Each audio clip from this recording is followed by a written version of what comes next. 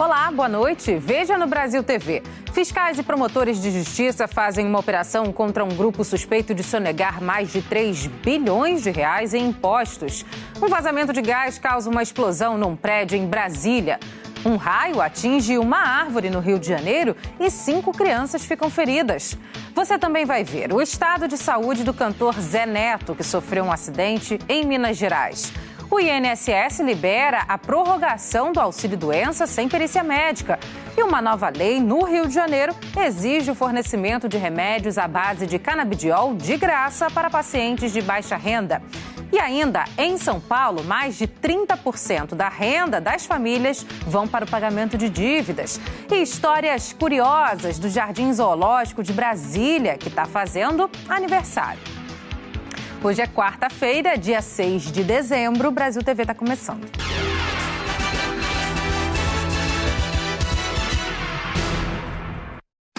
Auditores fiscais, procuradores da Fazenda e promotores de justiça fizeram uma operação contra um grupo suspeito de desviar mais de 3 bilhões de reais em impostos. Fiscais, procuradores da Fazenda, promotores de justiça e policiais foram em endereços comerciais e escritórios do grupo empresarial, que é dono, entre outras marcas, da Planet Girl e da Polo Wear, e possui mais de 200 lojas no país. Eles também estiveram nas residências dos proprietários do grupo. Dos 29 mandados de busca e apreensão expedidos pela 2ª Vara de Crimes Tributários, Organização Criminosa e Lavagem de Bens e Valores de São Paulo, 27 foram cumpridos em São Paulo e 2 no Espírito Santo. Nos escritórios do grupo, a Força Tarefa apreendeu vários envelopes de depósito bancário. A Força Tarefa é formada pelo Ministério Público de São Paulo, pela Secretaria da Fazenda Estadual e pela Procuradoria-Geral do Estado. Também participaram da Operação Vênus auditores fiscais da Receita Federal e procuradores da Fazenda Nacional. A investigação começou no ano passado, depois que auditores fiscais identificaram o que chamaram de robustos episódios de sonegação fiscal com indícios de ocultação patrimonial. Segundo a Força Tarefa, o grupo usava pessoas e empresas como laranjas e também escondia valores no exterior das autoridades brasileiras. Ainda de acordo com as investigações, o grupo sonegou 2,5 bilhões de reais de ICMS, o Imposto Estadual sobre Circulação de Mercadorias e Serviços, e 600 milhões em impostos federais. A defesa dos investigados disse que os débitos vêm de ações fiscais que estão sendo discutidas em juízo e que os valores vão ser quitados depois que forem apurados de forma justa. Um vazamento de gás causou uma explosão em um prédio do Noroeste, em Brasília.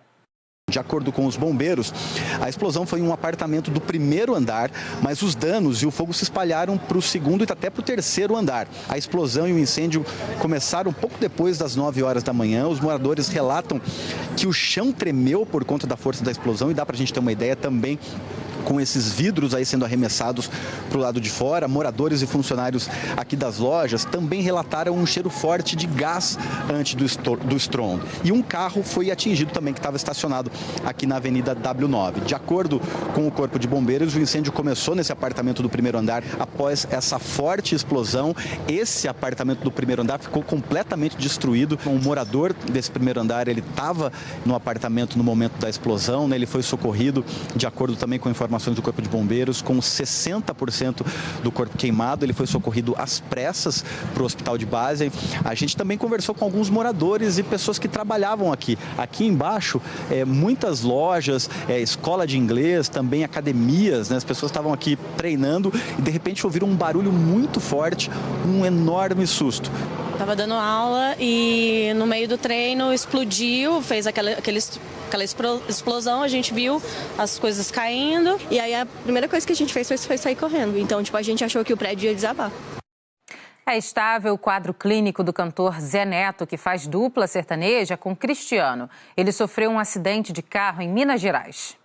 O acidente foi na BR-153, em Fronteira, Minas Gerais, na divisa com o estado de São Paulo. De acordo com a assessoria do cantor, Zé Neto tinha acabado de sair do rancho que tem em Fronteira e seguia para São José do Rio Preto, onde mora, quando bateu na lateral de uma carreta e acabou capotando. Com o impacto, a carreta ficou atravessada na pista. Outros 2 carros também se envolveram na batida. Cada um levava 2 pessoas. As 4 sofreram ferimentos leves e passam bem. As causas do acidente vão ser investigadas. Zé Neto Zeneto estava sozinho no carro. Recebeu os primeiros atendimentos aqui no local mesmo. Foi socorrido por uma equipe de resgate da concessionária que administra a rodovia e levado para o pronto-socorro de Fronteira. De lá, foi transferido para o hospital de base de Rio Preto, onde fez exames. Em Rio Preto, cidade natal de Zeneto, o cantor foi internado na UTI do hospital de base. De manhã, passou por novos exames. Segundo os médicos, ele está bem e em observação. De madrugada, o parceiro de dupla, Cristiano, tranquilizou os fãs. Os exames foram concluídos, não tem nada grave, o Zé fraturou 3 costelas, teve um corte no braço, vai passar por um procedimento cirúrgico para suturar o braço. Ele vai ficar 24 horas na UTI em observação total, mas já fez a toma do crânio, da coluna, para ver se tinha alguma hemorragia, alguma coisa, está tudo em perfeito estado, só a recuperação mesmo agora do trauma. Em Mato Grosso do Sul, uma produtora rural foi multada em 19 milhões de reais por causa de incêndios que atingiram o Pantanal. A Polícia Militar Ambiental chegou até a propriedade no Pantanal da Inhacolândia com a ajuda de um sistema do Ministério Público, que faz o monitoramento de áreas queimadas. Foi essa ferramenta que apontou com precisão onde surgiu o foco de incêndio.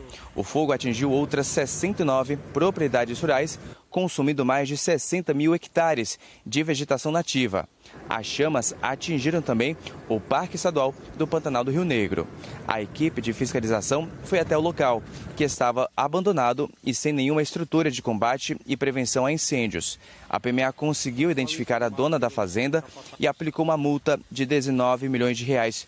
Entre janeiro e o começo de dezembro, os satélites do Instituto Nacional de Pesquisas Espaciais registraram 6.119 focos em todo o bioma Pantanal, 323% a mais que no mesmo período do ano passado. Novembro foi o pior mês para o bioma. Foram 4.123 focos, o maior de toda a série histórica. De Corumbá, Jaderson Moreira para o Brasil TV. Moradores de Maceió, retirados dos bairros em que moravam por causa do afundamento do solo, fizeram hoje um protesto pelas ruas da cidade. Olá, em Alagoas, moradores dos bairros afetados pelo afundamento do solo e representantes de movimentos sociais protestaram na capital. Os manifestantes ocuparam a Avenida Fernandes Lima, uma das principais vias de Maceió, para cobrar indenização pelo desastre ambiental causado pela mineradora Braskem. O protesto teve concentração às 7 da manhã e bloqueou a avenida por algumas horas.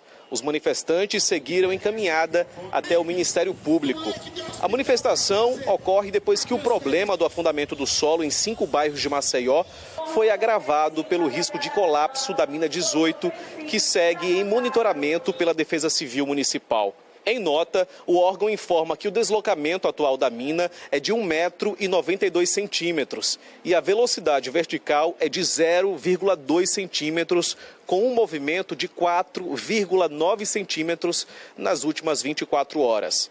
O Instituto do Meio Ambiente de Alagoas multou a empresa 2 vezes em 72 milhões de reais por danos ambientais.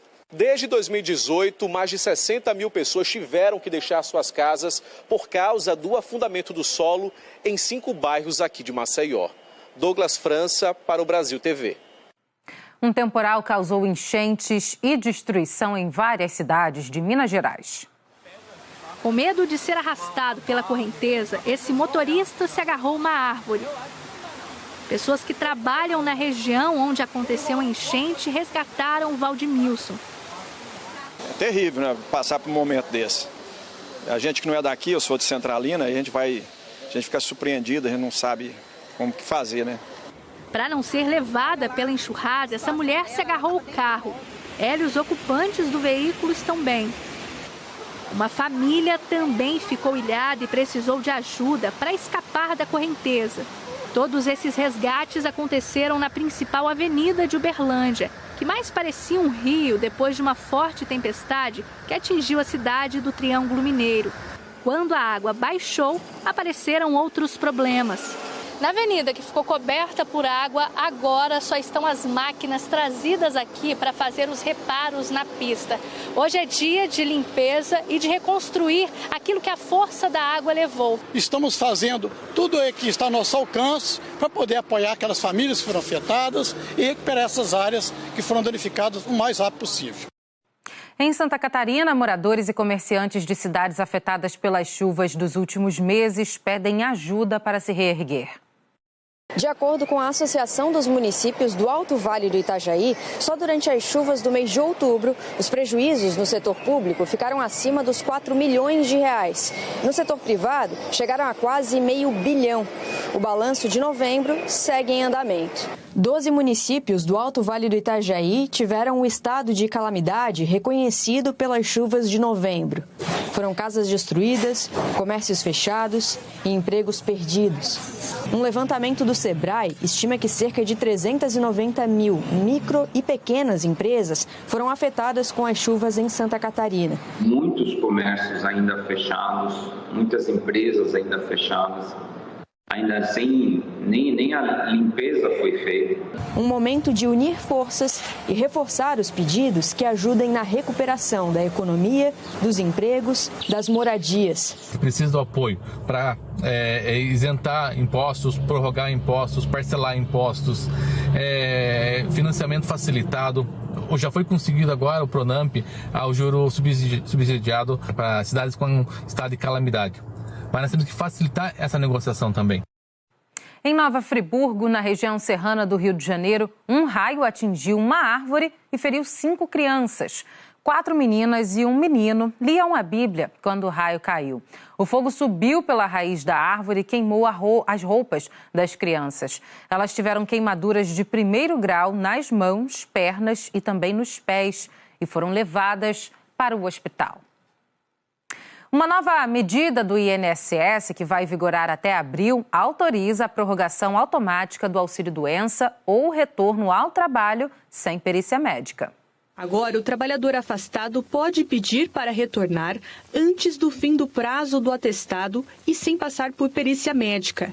E também, quem já é beneficiário poderá pedir a prorrogação automática do auxílio a cada 30 dias, quantas vezes forem necessárias, até o mês de abril. Para isso, 15 dias antes de vencer o benefício, o trabalhador deverá pedir a prorrogação, caso ela seja necessária, pelo aplicativo Meu INSS ou pelo número 135. O INSS não sabe se eu estou bem ou não. Se eu não pedir a prorrogação, o benefício vai acabar. Mas no meio da prorrogação, eu já estou bem e quero voltar, eu posso retornar ao trabalho. Eu posso ligar no 135 e fazer o pedido de encerramento do meu benefício para retorno ao trabalho. A justificativa do governo para adotar essas medidas é que essa é uma tentativa de diminuir as filas de perícia de quem já utiliza esse benefício e precisa prorrogá-lo. E assim, liberar as vagas de quem precisa fazer uma perícia pela primeira vez, já que esses trabalhadores estão afastados e não estão recebendo nada. Então, aquele cidadão que não tem o benefício ainda, que precisa ingressar inicialmente no seu pedido, vai diminuir o tempo de espera dele. E aquele que já tem o benefício, ele simplesmente é prorrogado sem a necessidade do comparecimento na agência presencialmente. A portaria também cancela as perícias em busca de prorrogação do auxílio, que já estavam marcadas. O aviso fica no aplicativo do INSS, na aba das notificações. Quem tiver dúvidas, pode ligar para o telefone 135. Em Belfor Roxo, município da Baixada Fluminense, pessoas que precisam de atendimento com neuropediatras para os filhos passaram a noite, na madrugada inteira, na fila. É que o agendamento é só feito por uma vez por mês e também com senhas que são limitadas. Água, café, cobertor, cadeira, tudo para aliviar o cansaço de uma noite em claro. Mães de crianças com transtornos neurológicos chegaram ontem para tentar agendar uma consulta com um neuropediatra. São 1h da manhã, as 40 pessoas na fila. Jéssica é de Belfor Roxo. Para ser a primeira da fila, deixou o filho que tem transtorno do espectro autista em casa com o marido. As outras vezes que eu vim, também teve que madrugar e muita gente não está conseguindo, porque é muita gente. A demanda dos outros municípios, não tem neuro nos outros municípios e o pessoal está vindo atrás desses doutores daqui. A Renata veio de Nova Iguaçu para marcar uma consulta para o filho de 13 anos. Já tem muito tempo que eu procuro neuro e eu não consigo lugar nenhum. Foi aí que me indicaram aqui. A Ana Beatriz teve que levar o irmão e o filho junto com ela. Saí de casa umas 3h10. Cansativo, é muito cansativo, mas fazer o quê? A Prefeitura de Belfor Roxo afirmou que a rede municipal tem 3 neuropediatras e que o agendamento é necessário por causa da grande procura. A Prefeitura de Nova Iguaçu negou a falta de neuropediatras no município e afirmou que as unidades de saúde atendem às demandas normalmente. E uma nova lei já está valendo no Rio de Janeiro. O Sistema Único de Saúde tem que distribuir remédios à base de canabidiol para pacientes de baixa renda ou com prescrição médica. O André Luiz é pai dessas 2 meninas. Ele conta que a Letícia, de 6 anos, depende do canabidiol para diminuir as crises de epilepsia diárias causadas por má formação cerebral. Ela, antes da cannabis, ela convulsionava muito, tinha mais de 100 crises, gerava até internação. E quando começou a iniciar com a cannabis, ela mudou praticamente. Teve movimentos na parte cognitiva. Mesmo com a prescrição médica e autorização da Anvisa para a importação do medicamento, o pai precisou de uma liminar na justiça para garantir o tratamento. Quanto custa o medicamento em média? De R$ 700 a R$ 1.600. O governador Cláudio Castro sancionou uma lei, publicada hoje no Diário Oficial, que garante o fornecimento gratuito de medicamentos à base de canabidiol pelo SUS. Isso quando o paciente ou o responsável comprovar que não possui condições financeiras para ter acesso ao medicamento e que a qualidade de vida dependa desse tratamento. Aqui no Brasil, os locais que conseguem autorização judicial para plantar, produzir e fornecer produtos à base de cannabis são poucos, segundo a Associação Brasileira de Acesso à Cannabis Medicinal do Rio. Essa é a nossa maior luta hoje, que exista uma regulamentação que atenda às associações. Não só a gente pode estar gerando economia dentro do nosso país, como também levar acesso à saúde para aquelas pessoas que mais precisam. A seguir, o Zoológico de Brasília faz aniversário e a gente conta episódios incríveis que marcam a história do parque. Não saia daí.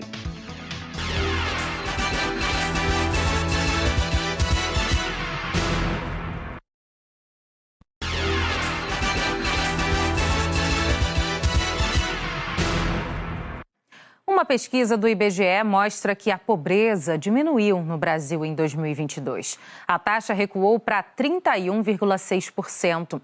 Durante a pandemia, a taxa chegou a quase 37%, o maior valor da série histórica que começou em 2012. De acordo com o IBGE, o fortalecimento de programas sociais e a retomada do mercado de trabalho contribuíram para essa redução. Apesar disso, 67 milhões e 800 mil brasileiros ainda vivem com menos de R$ 637 por mês. O Ministério da Fazenda anunciou que vai prorrogar o Desenrola, programa que oferece renegociação de dívidas. Hoje o Ministério da Fazenda fez um balanço do programa que começou em julho. Até agora, segundo os dados do Ministério da Fazenda, mais de 10 milhões e meio de pessoas conseguiram renegociar as dívidas pelo Desenrola. O valor dos débitos somava 29 bilhões de reais. A média desses descontos foi de 90% para os pagamentos à vista e de 85% para os pagamentos parcelados. Na coletiva, hoje, o secretário responsável pelo programa, Marcos Pinto, anunciou que o governo quer mandar ainda esse ano uma medida provisória para mudar a regra do programa que exige a certificação prata ou ouro no site Gov.br de quem quer usar a plataforma. E uma pesquisa da FEComércio feita na cidade de São Paulo mostra que quase 32% das rendas das famílias são destinados ao pagamento de dívidas na capital paulista. A Maria diz que vai sair do sufoco no mês que vem. Pretende usar o dinheiro das férias para quitar dívidas atrasadas. Falar bem a verdade, nem sei quanto que eu estou devendo, acho que uns R$1.000, mais ou menos. Na comparação com novembro do ano passado, muita gente conseguiu fazer o que a Maria quer, sair da lista de inadimplentes. O índice de famílias com contas em atraso caiu de 25,8% para 23,5%, segundo a FEComércio. Notícia boa, mas não para todo mundo. Por mais que haja o programa Desenrola, com negociação, com desconto dessa dívida em atraso, com um valor bem mais baixo do que o original, essas famílias, há um grupo ali que ainda não consegue pagar esse tipo de dívida em atraso. Inclusive, a taxa de famílias que já dizem que não vão conseguir pagar essa dívida em atraso está nos níveis históricos mais elevados. Ainda de acordo com a FEComércio, no mês passado, 31,7% da renda familiar estava comprometida com o pagamento de parcelas, principalmente de cartão de crédito, mas também de carnês e do financiamento de imóveis. O Gilmar conta que passou o ano tentando manter o orçamento equilibrado, mas que não tem conseguido pagar tudo no prazo. A gente vai tentar diminuir um pouquinho nas compras, né, pagar as dívidas e entrar o ano novo com o pé direito. Essa época do ano abre portas para quem deseja empreender e fazer uma renda extra. A repórter Janaína Rezende mostra 2 iniciativas que deram certo em Aracaju.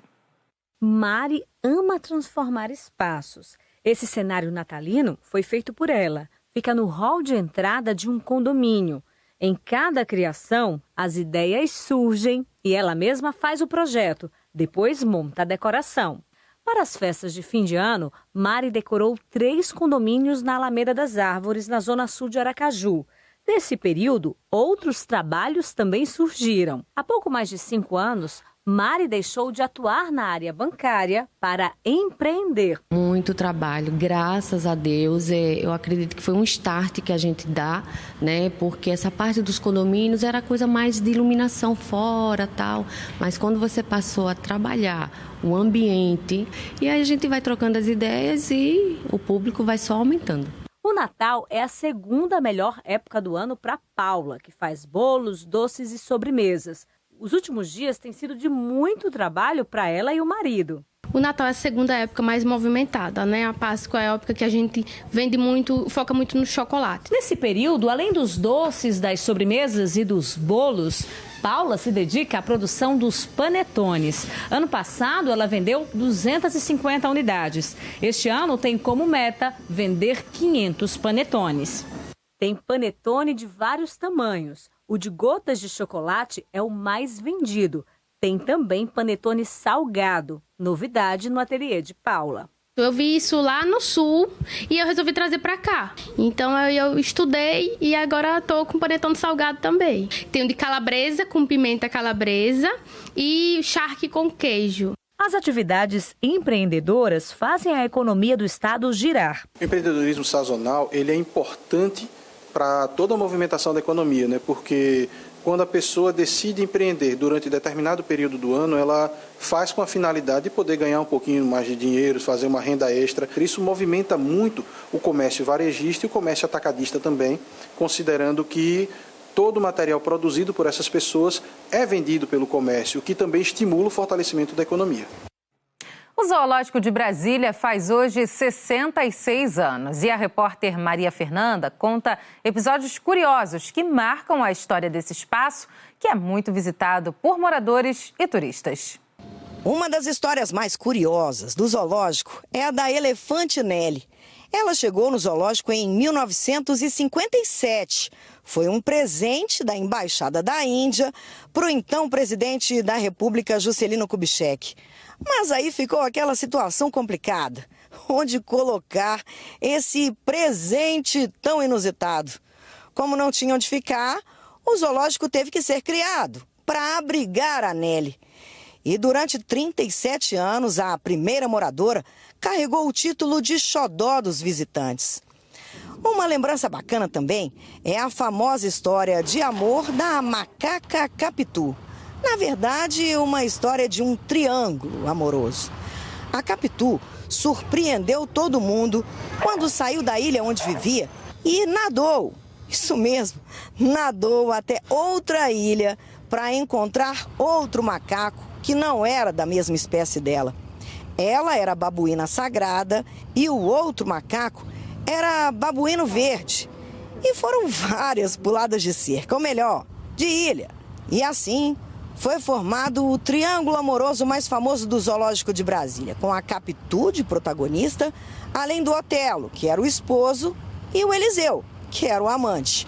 A macaca assanhada mereceu estudo e virou até notícia no país inteiro. Também tem a história da primeira tamanduá fêmea do zoológico, que ganhou o nome ao vivo durante um jornal aqui na Globo. Isso foi em 2002. Lá na época, durante essa entrevista ao vivo, O bichinho estava muito nervoso e, para acalmá-lo, a Liliane Cardoso, repórter na época, colocou o filhotinho no braço e começou a nanar. Todo esse carinho foi retribuído com uma homenagem de colocar o nome de Liliane na tamanduá mirim. E não é que a Liliane teve jeito mesmo para cuidar da xará? Outra história marcante é a do sargento, o Silvio Delmar Olenbach, que pulou no fosso das ariranhas para salvar o menininho de 13 anos que tinha caído no local. O militar salvou a criança, mas infelizmente não resistiu às mais de 100 mordidas que levou das ariranhas e acabou morrendo no Hospital das Forças Armadas em agosto de 1977. O Brasil TV fica por aqui. Outras notícias logo mais no Jornal Nacional, que começa mais cedo, às 8 da noite, hora de Brasília. Uma ótima noite para você. Até amanhã.